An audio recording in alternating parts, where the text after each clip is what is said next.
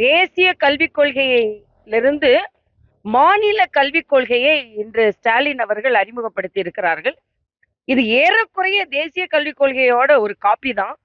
ஆனா இவங்க தேசிய கல்விக் கொள்கையை நாம பின்பற்றக்கூடாது என்று ஒரு அரசியல் காழ்ப்புணர்ச்சியை எடுத்துக்கொண்டு இவர்கள் இன்று ஒரு மாநில கல்விக் கொள்கையை இன்று அறிமுகப்படுத்தி இருக்கிறார். நான் கேட்கிறேன், 5 முறை தமிழகத்தை ஆண்டவர்கள் இப்பொழுதுதான் மாநிலத்திற்கு ஒரு கல்விக் கொள்கையை நீங்கள் ஏற்படுத்த வேண்டும் என்று நினைத்தீர்கள் என்றால் அதற்கு மரியாதைக்குரிய மோடி அவர்கள் வழிகாட்டி இருக்கிறார்கள்.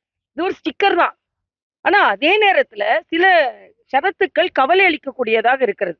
ஏன்னா மத்திய கல்விக் கொள்கையில், தேசிய கல்விக் கொள்கையில் 5-8 பொது தேர்வு என்று வைத்திருப்பது எதற்குனா அந்த குழந்தைகளை பள்ளியிலிருந்து நீக்குவதற்கு அல்ல. அப்படி ஒரு தவறான ஒரு பிரச்சாரம் மேற்கொள்ளப்படுது. அப்படி இல்ல, அவங்களுக்கு பொது தேர்வு வைத்து அதுல அவங்க தேர்வடையலைன்னா மறுபடியும் தேர்வு வைத்து அவர்களை தேர்வு செய்ய வைத்து அவங்க அடுத்த கிளாஸ்க்கு அனுப்புறாங்க. டிராப் அவுட் கிடையாது.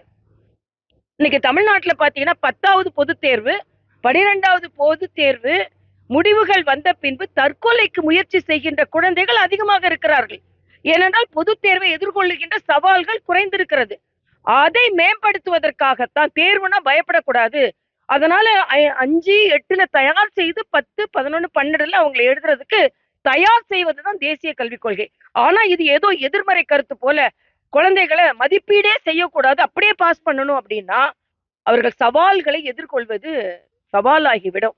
காங்கிரஸ்காரர்கள் தலை குனிய வேணும். ஏன்னா மரியாதைக்குரிய காமராஜர் அவர்கள் தான் மதிய உணவு திட்டத்தை கொடுத்து அதிக பள்ளிகளை திறந்து கல்வியை ஊக்கப்படுத்தினார். ஆனா திராவிட இயக்கங்கள் தான் கல்வியை மேம்படுத்தியது என்று சொல்வதை காங்கிரஸ் ஒத்துக்கொள்கிறதா? மக்கள் ஒத்துக்கொள்ள மாட்டார்கள். ஆக இன்னொன்று, இருமொழி கொள்கைன்னு சொல்றீங்கல்ல, தனியார் பள்ளிகளில் மும்மொழி கொள்கை இப்போது நடைபெறுகிறது, மேற்கொள்ளப்படுகிறது, பயிற்றுவிக்கப்படுகிறது. அரசாங்க பள்ளிகளில் இருமொழி கொள்கை. தமிழகத்துல இருமொழி கொள்கைன்னா நீங்க பிரகடனப்படுத்த முடியுமா? தனியாரிலும் இருமொழி கொள்கை தான். நாங்க மும்மொழி கொள்கை தனியார் பள்ளியிலும் கிடையாது என்று சொல்ல முடியாது. ஏனென்றால் இவர்கள் வசதி படைத்தவருக்கு ஒரு பாடம், ஏழ்மை படைத்தவருக்கு ஒரு பாடம் என்று வைத்துக் கொண்டிருக்கிறார்கள். அதனால் தேசிய கல்விக் கொள்கை உலக அரங்கில் மக்களை உயர்த்துவது. தேசிய கல்விக் கொள்கை இந்தியாவில் மேற்கொள்ளப்பட்ட பின்பு 54 பல்கலைக்கழகங்கள் இதுவரை இல்லாத அளவிற்கு உலக தரவரிசையில் இடம்பெற்றிருக்கிறது. ஆனா தமிழகத்தில் உள்ள பல்கலைக்கழகங்கள்.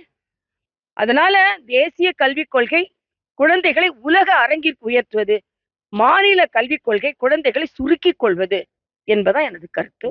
பிளே ஸ்டோர் மற்றும் ஆப் ஸ்டோரில் இருந்து பாலிமர் செயலியை QR கோடு மூலம் பதிவிறக்கம் செய்யுங்கள். செய்திகளை உடனுக்குடன் பெறுங்கள்.